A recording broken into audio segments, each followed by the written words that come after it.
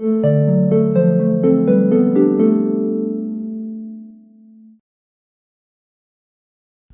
And welcome to the world wide post. दोस्तों, India में ना व्हाट्सएप को लेकर बड़ी खबर निकल कर आ रही है। इमेजिन करो कि आप डेली सुबह उठकर व्हाट्सएप मैसेज पढ़कर अपने दिन की शुरुआत करते हो।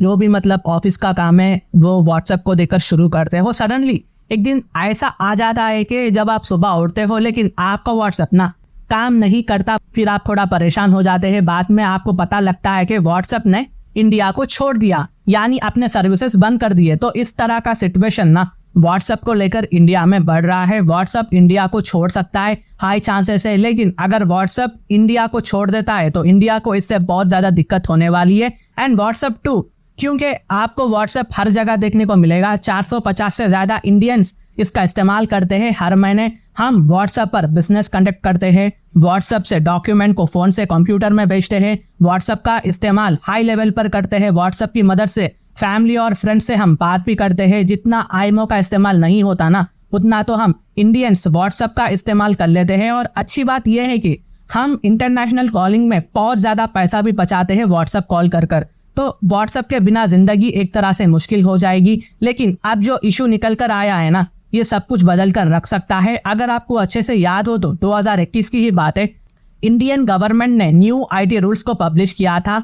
हर सोशल मीडिया कंपनी को इन आईटी रूल का पालन करना पड़ेगा। लेकिन इन आईटी रूल को ना चैलेंज किया जा रहा था व्हाट्सएप के द्वारा। जी हाँ, व्हाट्सएप ने दिल्ली हाई कोर्ट में इस मामले को लेकर केस किया। व्हाट्सएप के लॉयर ने कोर्ट में ये धमकी दी है, अगर ये आईटी रूल व्हाट्सएप पर लागू होता है, अगर व्हाट्सएप पर प्रेशर डाला जाएगा, तो उन्होंने कहा कि जी व्हाट्सएप भारत छोड़ सकता है। अब आप कहोगे कि ठीक है जी, व्हाट्सएप आईटी रूल की वजह से भारत को छोड़ना चाहता है, लेकिन वो आईटी रूल्स है क्या, वो तो बताओ। तो देखिए, सब में पहली बात ये, व्हाट्सएप और आईटी रूल का मामला ना बहुत ज़्यादा कंट्रोवर्शियल इसलिए हो चुका है।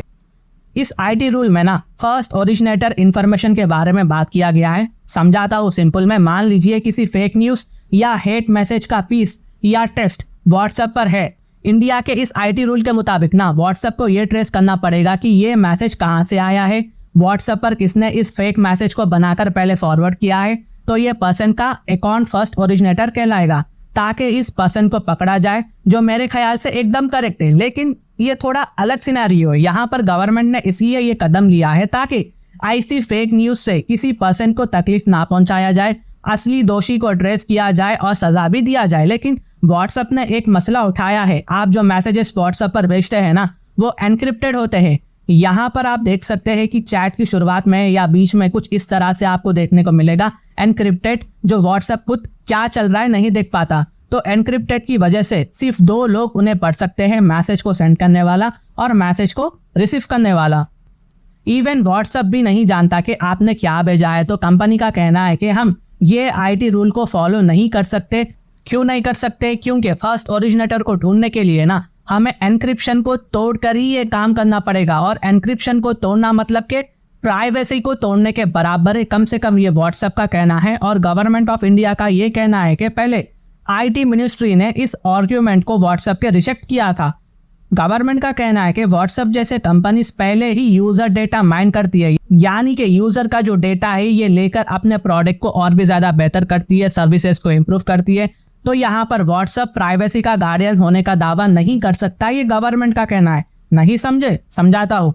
इमेजिन करो कि दोस्तों एक सॉफ्टवेयर है जहां पहले से ही आपके दोस्त के पसंद या नापसंद के बारे में जानकारी रखता है और फिर वो जानकारी को इस्तेमाल करके आपको बेहतर प्रोडक्ट या सर्विसेज ऑफर करता है। अगर वो सॉफ्टवेयर कहता है कि वो आपकी पर्सनल इंफॉर्मेशन को सिर्फ आपके फायदे के लिए इस्तेमाल करेगा और आपकी प्राइवेसी को प्रोटेक्ट करेगा, लेकिन उनका जो असल बिजनेस मॉडल रहता है ना, पीछे पर्दे के पीछे, ये होता है कि वो आपकी जानकारी को एनालाइज कर अपने फायदे के लिए इस्तेमाल करते हैं, अपने प्रोडक्ट को और भी ज़्यादा बेहतर करते हैं ताकि वो और भी ज़्यादा बेच सके। तो फिर ये 2 चीज़ें, प्राइवेसी और डेटा माइनिंग को साथ में बैलेंस करना कंपनीज के लिए मुश्किल हो जाता है, क्योंकि व्हाट्सएप का बिजनेस मॉडल डेटा माइन करने पर डिपेंड करता है। तभी तो व्हाट्सएप अपने कस्टमर्स के लिए अच्छा प्रोडक्ट्स और अच्छे सर्विसेज को ला पाता है। इसलिए ये केस में ना गवर्नमेंट कहती है कि व्हाट्सएप प्राइवेसी के नाम पर जो बच रहा है ना, वो थोड़ा सा अजीब दिखता है। ये एक फेयर पॉइंट है, लेकिन सवाल ये है कि क्या कोर्ट इससे सहमत होगा?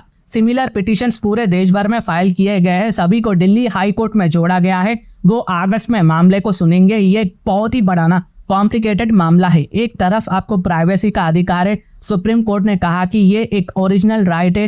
दूसरी तरफ नेशनल इंटरेस्ट का भी मामला है। अगर फेक न्यूज पब्लिक ऑर्डर को नेगेटिव इफेक्ट डाल सकती है, अगर ये पब्लिक ऑर्डर या सेंटिमेंट्स को डिस्टर्ब कर सकते हैं, या अगर बच्चों को निशाना बना सकते हैं, तो यहाँ पर ना जरूरी है कि हम इस पर एक एक्शन ले जिम्मेदारी के साथ। अब दोस्तों यहाँ पर ना सवाल ये निकलना शुरू हो चुका है कि क्या फेक न्यूज प्राइवेसी से ज्यादा इंपॉर्टेंट है या प्राइवेसी फेक न्यूज से ज्यादा इंपॉर्टेंट है। ये एक सवाल है जो कोर्ट को सोचना पड़ेगा। दूसरा ये है कि क्या दूसरे देश कुछ ऐसा करते हैं। जज ने ये सवाल व्हाट्सएप के लॉयर से पूछा तो उन्होंने कहा कि दुनिया के किसी भी कोने में ना ऐसा कोई रूल नहीं है। कुछ देशों ने ट्राई तो किया है, जैसे यूनाइटेड स्टेट्स में FBI ने किया है। वो एप्पल से कहा कि वो सस्पेक्टेड आईफोन्स को अनलॉक करें, लेकिन एप्पल ने साफ साफ मना कर दिया था FBI को।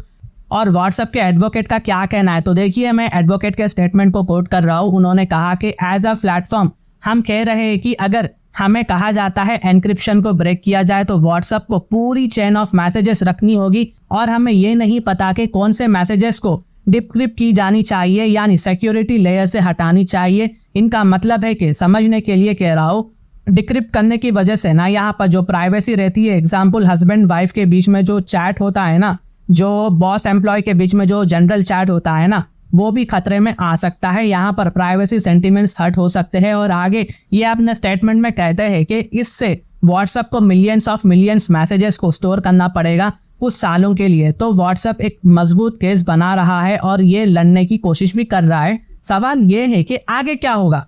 चलिए हाइपोथेटिकली स्पीकिंग के मान लेते हैं कि कोर्ट इंडियन गवर्नमेंट के साथ खड़ी हो जाती है और कोर्ट कहता है कि व्हाट्सएप को एनक्रिप्शन तोड़ना ही होगा। तो कंपनी के पास दो चॉइसेस है, एक तो हॉनरेबल कोर्ट के ऑर्डर्स पालन किया जाए, लेकिन पॉसिबिलिटीज है कि ये दूसरे कंट्रीज के लिए डोर्स को खोल देगा। दुनिया भर के देश फिर ये लॉस को ड्राफ्ट करेंगे और फॉरेन कंट्रीज भी इंडिया को देखकर व्हाट्सएप को एनक्रिप्शन तोड़ने को कहेंगे। और अगर आज व्हाट्सएप के साथ ऐसा होता है तो कल को एप्पल और दूसरे ऐप्स के साथ भी ऐसा हो सकता है। दूसरा चॉइस व्हाट्सएप के लिए वो है इंडिया को IT लॉ की वजह से छोड़ देना, इंडिया में सर्विसेज बंद कर देना। लेकिन क्या व्हाट्सएप सच में अपने सबसे बड़े मार्केट को छोड़ देगा?